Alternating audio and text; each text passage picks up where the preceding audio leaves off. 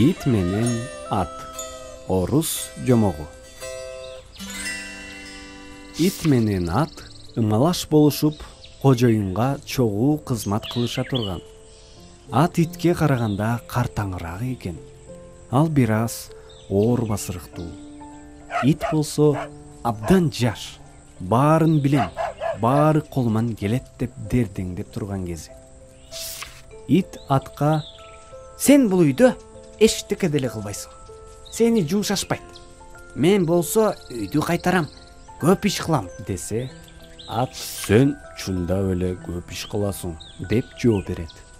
"Ооба, мен көп иш кылам. Күн чыга электе эле турам. Тоокторго карайм.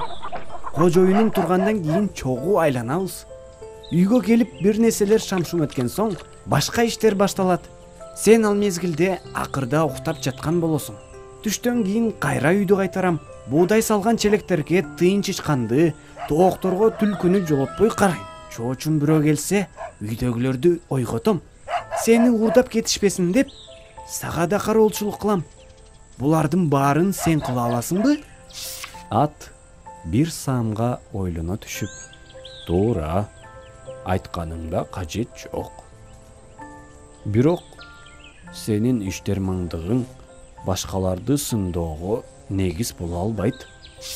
Мен жайында талаада иштебесем, түшүмдү алып келип сен айткан идишке толтурбасам, бул үйдө жашоо токтоп калышы мүмкүн.